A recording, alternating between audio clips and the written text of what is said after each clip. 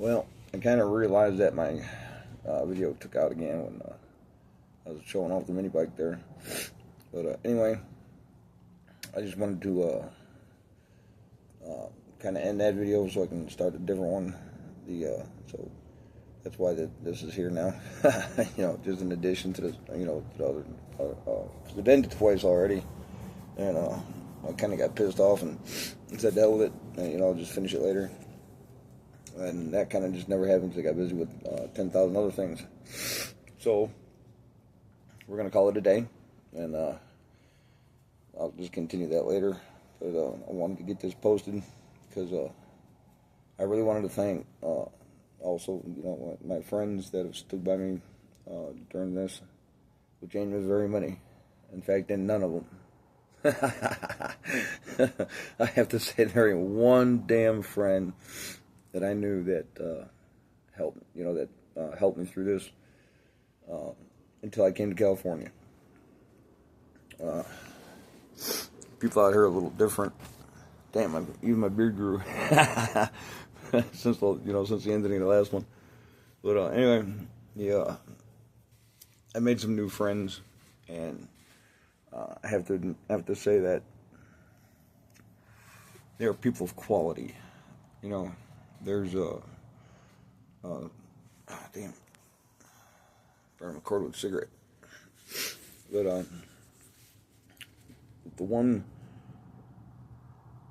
the main person that has helped me through this, I don't know what I'd do without her. I'm just so grateful to the friends that I have here now. I don't know if they're ever going to see this or not. Probably not. But the first one I want to name is Allison, because she's such a great person. Like I said, I don't know what I'd do without her. I don't know what I would have done without her. It's mostly because of her kindness that I've been able to acquire a lot of things that I need to get this done. So one was the truck. Because I need a place to live. I can't afford an apartment. Not without my shop. And I've decided to just give up on that. 5 years. It's been 5 years to try to restart it. It's just been a no-go. Every time I get somewhere to where I can run it, it's just it's been destroyed.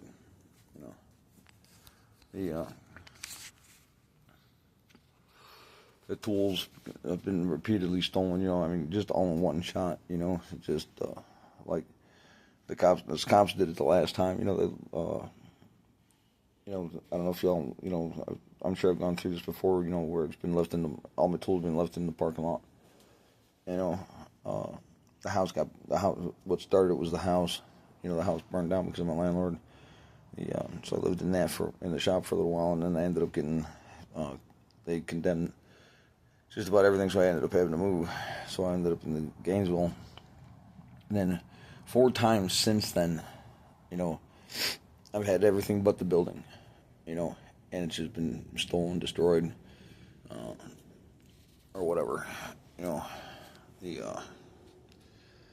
So I think it's just beating a dead horse, So my day was, like I said, came to California because I didn't want to freeze to death in Georgia. If I have to be homeless, may as well be warm. So when I got down there, I was thinking that I'd be able to get me an RV and I'll just travel. I knew it would take me a little time to get the RV, but I didn't think it was going to be this long. I figured maybe a week or so, So I'll show you around the truck probably in a day or two. I finally got a rear end for it, putting it under there now.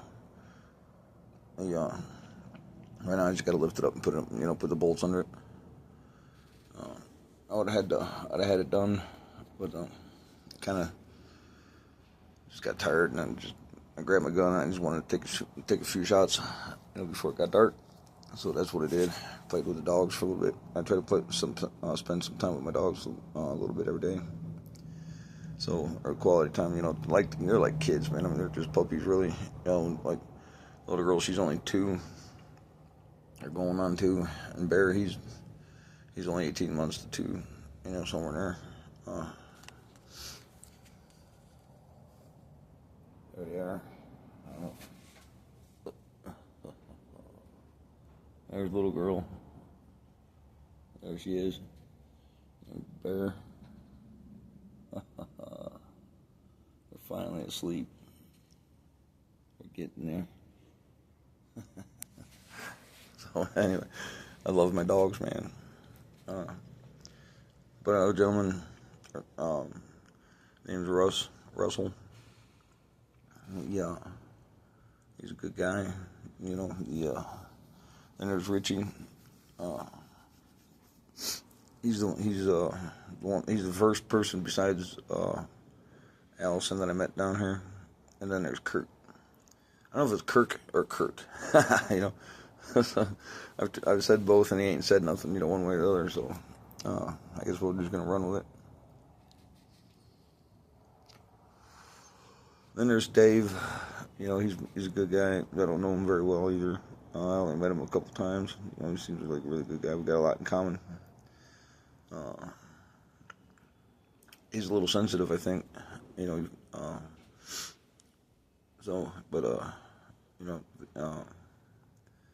I guess more emotion than another man. He feels things. Where I don't know how to really explain it. That's like empathy. He knows how you're feeling, and he feels things.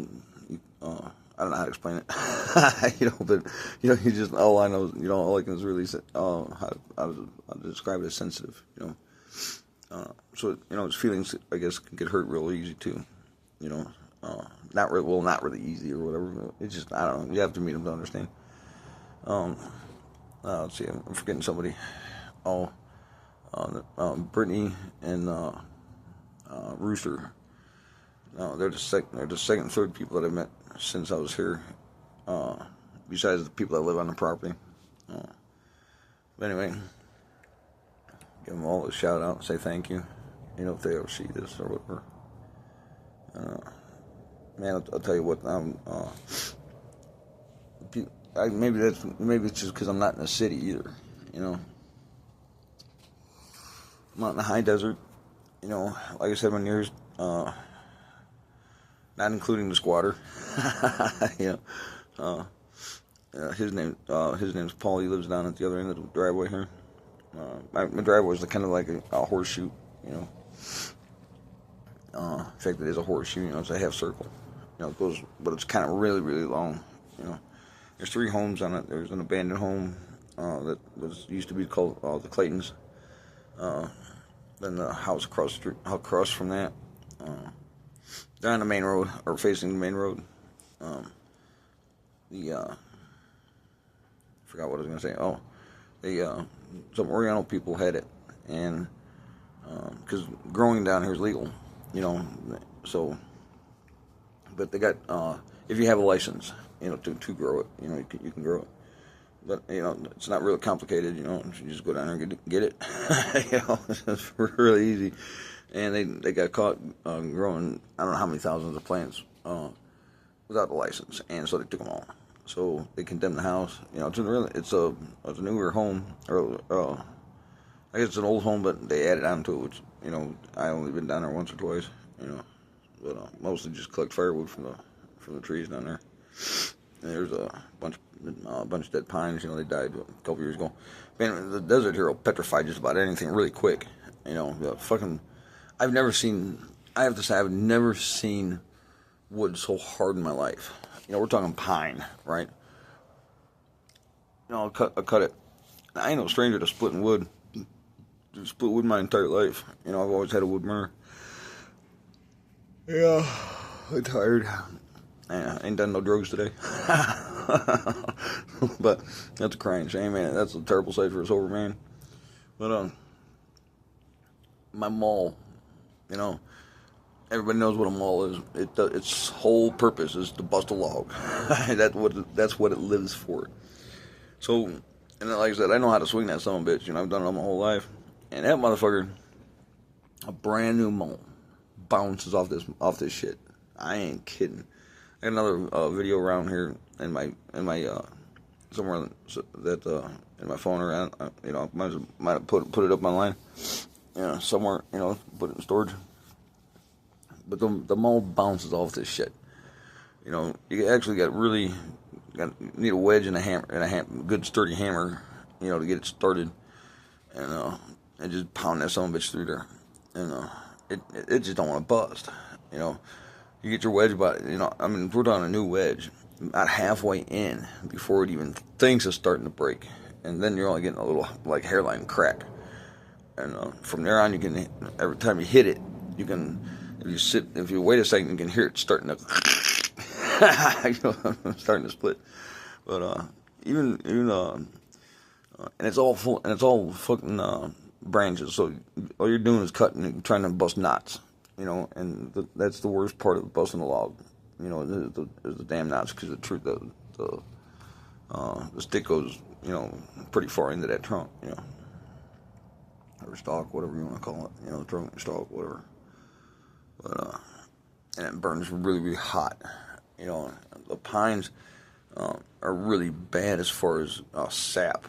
You know, even dried and really dry, you know, shit that's been sitting there for years, and we don't get a lot of rain, you know. Like I was saying before, you know, I've been here 4 months almost, you know, and it's only rained twice. You know? And so the desert will pull the water out of you, you know, just sitting around or whatever. You don't sweat, you know. It gets kind of warm during the day. Well, you know, it's winter time, I know, but today. Today was probably the warmest day that there has been since I've been on her, and it was actually pretty hot. It was up in the 80s. And, you don't sweat, you know, but you yourself definitely dry out, you know.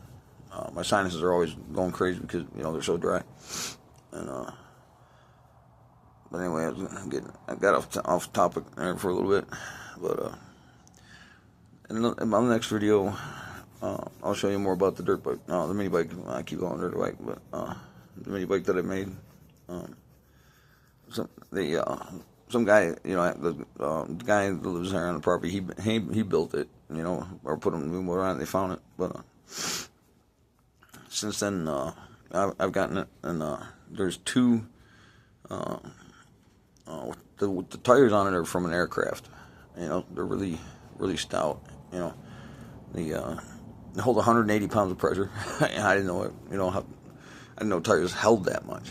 You know, 60 pounds and 80 pounds. Yeah, you know, I see that. You know, just on bigger trucks and whatnot, but never a motorcycle. You know, so I didn't. You know, like I said, these come off an aircraft, but small aircraft. You know, and I'll show you around the truck, and I'll show you around a little more about the property.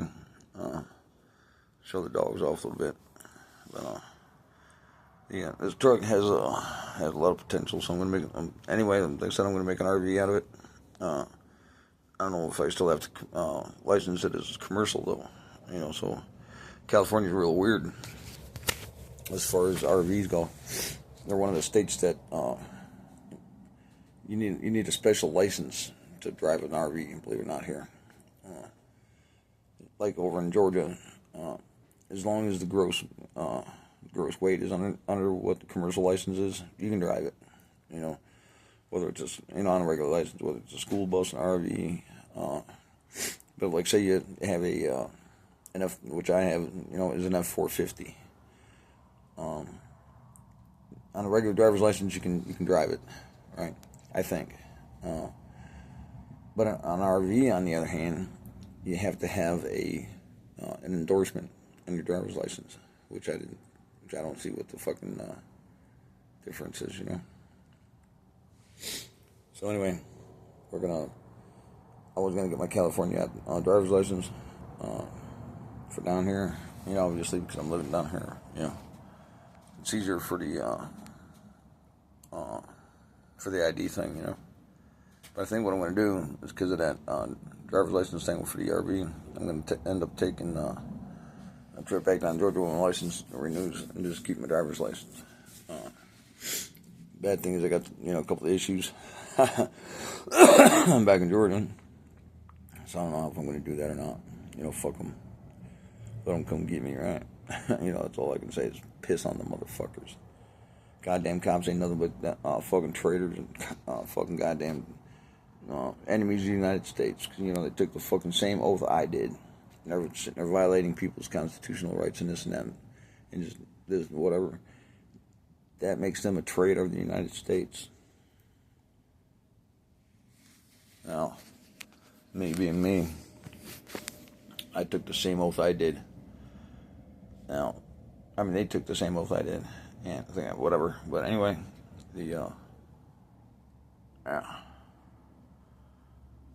all I want to do is fucking protect my country. You know what I mean?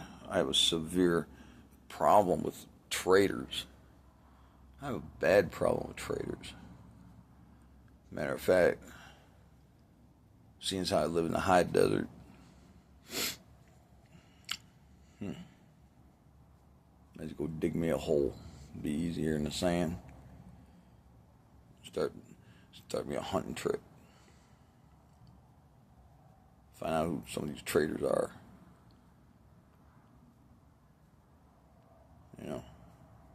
That's an interesting idea, ain't it? Protect my country. I love my country. The way I see it, our founding fathers said people that violate other people's rights, they should be executed. They should be executed with haste. He didn't say put them in court. He didn't say drag it out for 20 years. He didn't say pat them on the fucking hands. He didn't say keep giving them a fucking paycheck. He said execute the sons of goddamn bitches.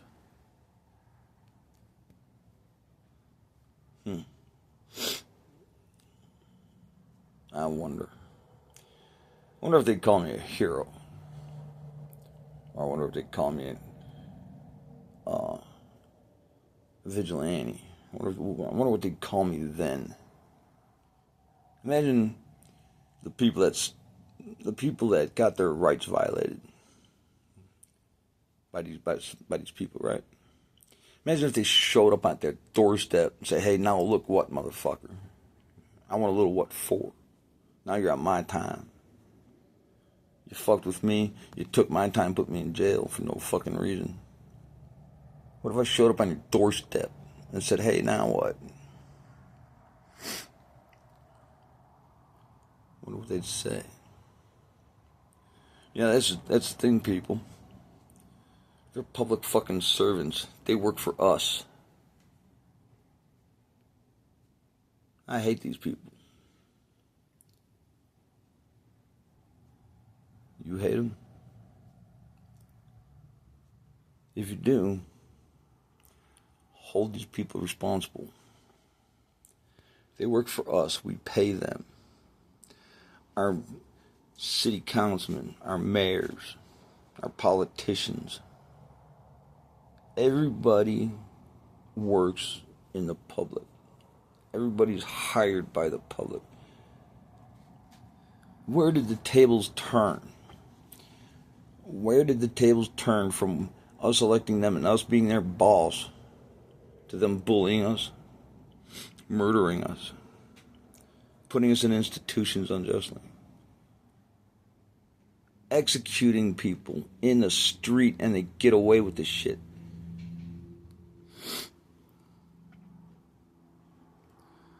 I think it's time that people stood up for their rights. I think it's time these people are held accountable. I think it's time that we put our foot down and say, look, Yeah, well, I done enough swearing in the video. I don't know why I was looking to watch what I was going to say, but yeah. Look, motherfucker, you know, you work for me. That's a public road.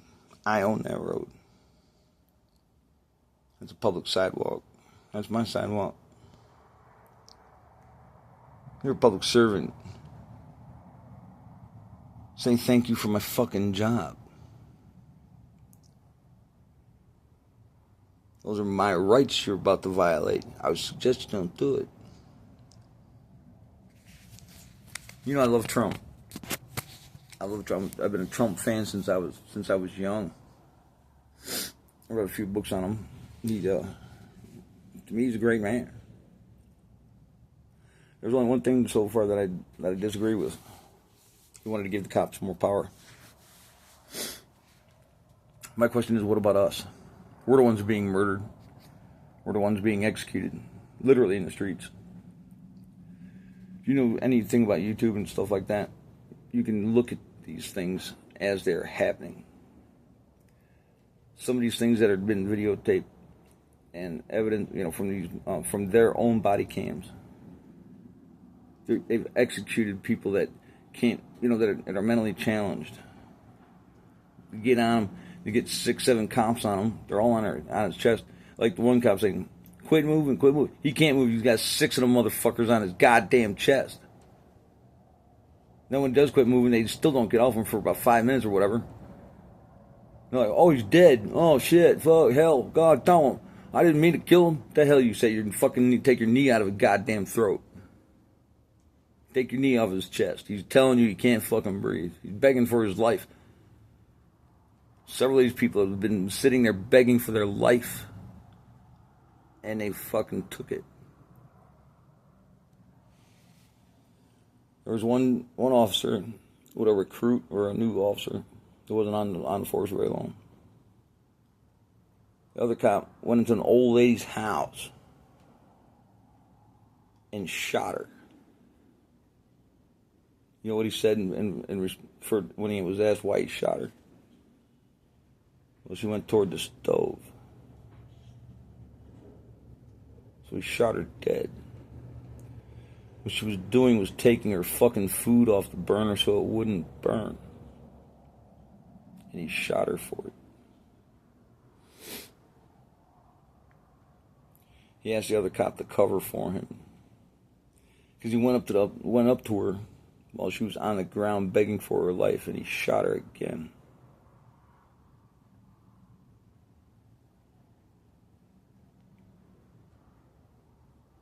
It's unbelievable. It's a good thing the other cop decided not to.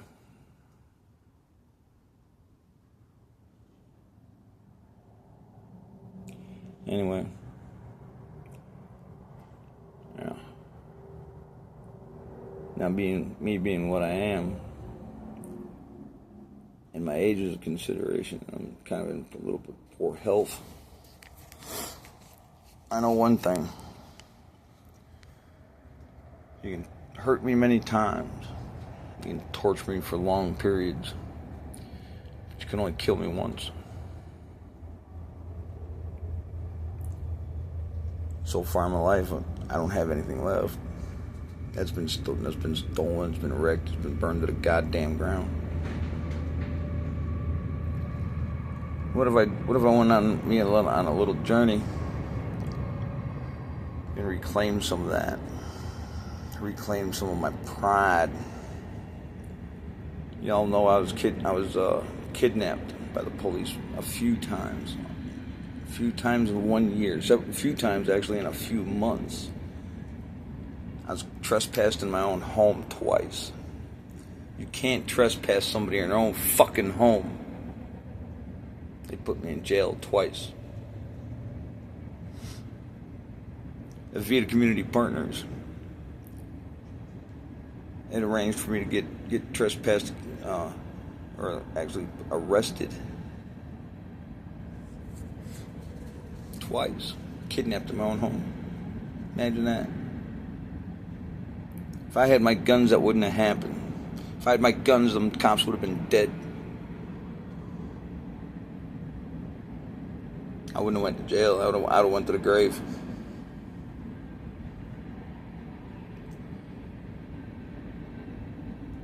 They need to know that us citizens are not afraid of them. They need to know that us citizens some of us are not cowards. They need to know some of us will defend our constitutional rights. You know the worst thing for a citizen? You know the worst thing for a freaking cop? This terrifies them. The worst thing a fucking cop fears or wants is a citizen that knows his rights. If you don't know your rights, you don't have any. It is very important that a citizen knows his rights. If you knew your rights, you have so much power.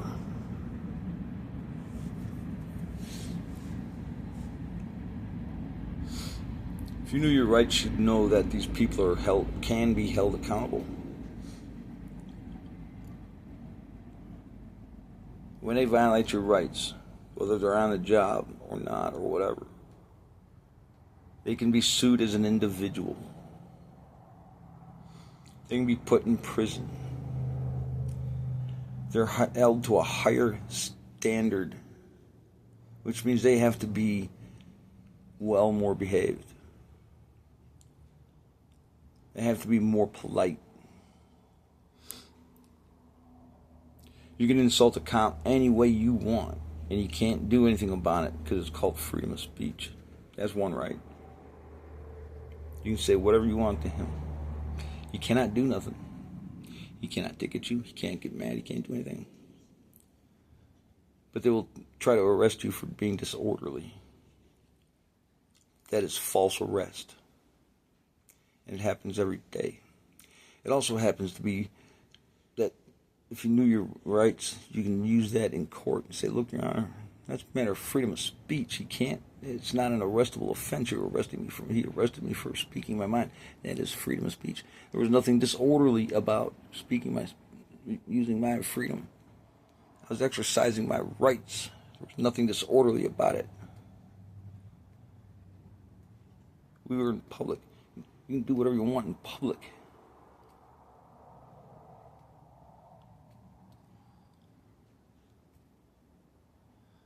Alright. Well, that's the end of it for today. I'll get into that on my next video too. In fact, I think that's going to be the main course of that video. I'll show you around the progress of my truck, this and that, and then we'll talk a little bit more about that Constitution. Alright, fellas. Y'all have a good day. I hope y'all have a blessed day. Because for one, I am so grateful for my friends, my new friends. I sure found out who my friends were in Georgia. I didn't have not one. Not one friend that I have in Georgia. You know what? I think I just fibbed. Let me fix that. It's not really, because there was Scott. He's a great guy. There was Dennis. He's a great guy. Their families, they are wonderful.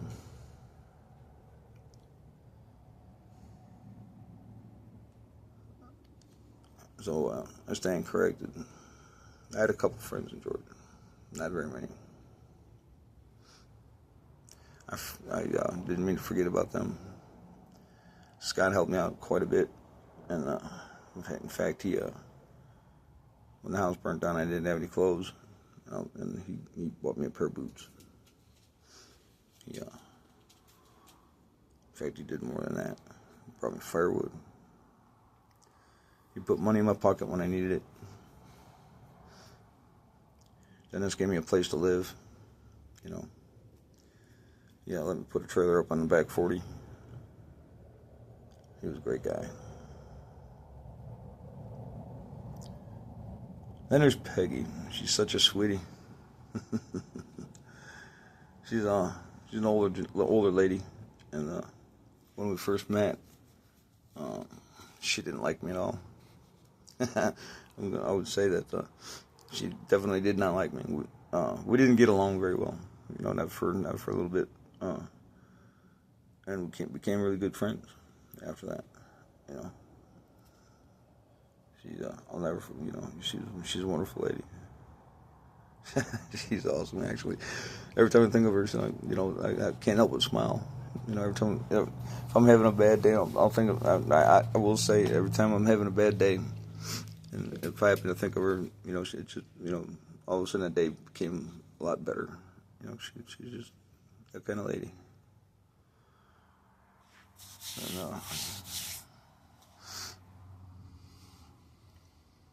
And there's a couple of people over there that are special to me. I'll say that I did have a few friends, but not very many. I felt like I didn't have any, especially when I had to come down here. I think I'd be used to it by now. Anyway, you people have a good day. Whoever sees this. I think about suicide all the time. Especially when things ain't going very well. Especially at my age. It's like what the hell am I doing this for? Let me tell you though. This is why I started these videos. Mostly for therapy for me, because I get to watch them. I get to rewatch them, and it encourages me to see me encourage me. So I'm doing it. I do this for like a little bit of therapy too. I want to encourage people out there that are having a really hard time, because it's really just temporary. It seems like it's gonna last forever. And some situations just ain't curable. So they're gonna last a while. But regardless, it's still temporary. That's why I'm so grateful for the people that are my friend now, and that were my friends in the past. Because if it wasn't for them, I would have done that a long time ago. Like when my house first burnt down, the only thing I had to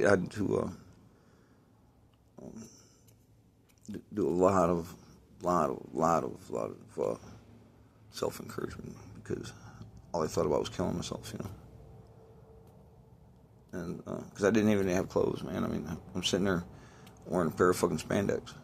One of the girls, left, they used to, yeah.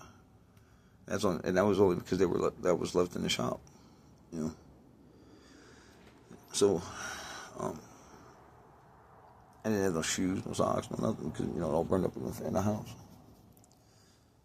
And then Scott came along, helped me. That was a little bit of encouragement, So you never know who you're gonna meet tomorrow, or if in a few minutes. It could be 30 seconds from now. 30 seconds after you blew your brains out or whatever. That somebody came along to help you. And give you a little bit of encouragement. So don't give up on yourself. Never do that. Because if you know you, right, you can do anything you put your mind to. If anybody has a hard time or whatnot, you need somebody to talk to, that ain't judgmental, and that don't get paid to hear you. These people, like on these phone calls, these suicide hotlines and stuff like that, they get paid to hear you. They don't really care one way or another. They're just paid so they can, have a job or whatnot. So they get paid to listen to you. Your shrinks are the same way. They really don't give a fuck. To them, you're just an experiment, like the doctors. medical doctors. That's why they call it a practice, because they're practicing on you. It sounds stupid, right? But it's true. You're just a lab rat. But if you do, if you want to talk to somebody who really does give a shit, and has the same problems you do, probably, that's a key thing too, because someone that has the same problems knows what the fuck they're talking about. Most of them, like Frank, he don't know. How the fuck does he know what you're going through? Because he ain't experiencing it. He ain't experiencing it, and he never has experienced it. So how does he know what to do? How does he know what to, how to help you? But I've been through a lot of things, and I've got life experience, I don't know everything, but what I do have is an open ear, My phone number is 762-383-3423. 762-383-3423. If you need to, call me first. If you're gonna offer yourself, call me first. If within the first minute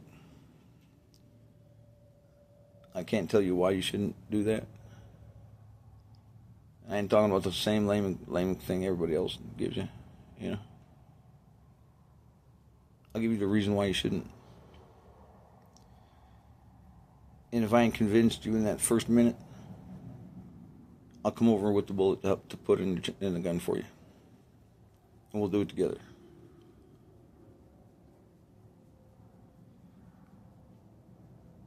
So do that. If I don't answer, shoot me a text. Because I get so many spam calls, I normally don't look at the phone too much anymore. I see it, or I hear it, But I usually check, see about my missed call and see who it was. If you need to do that, do that. Give me a chance. I don't care how old you are. If I can't convince you within the first minute not to do that, like I said, I'll come over with the bullet for you. We'll do it together. We'll go together. So, hey, that's about all for my ramblings today. Y'all have a good day. Good night. Sleep tight. Don't let the bed bugs bite. And say good night, Bear. Say good night, Bear. Good night, YouTube. Where's the little girl at? Say good night, little girl. Say good night, little girl. Good night, YouTube. There's Bear. Say good night, Bear. Say good night, YouTube. There you are. Now they're up. She's like, look at that. She's like, you woke me up for that shit. Alright, YouTube. Good night, man.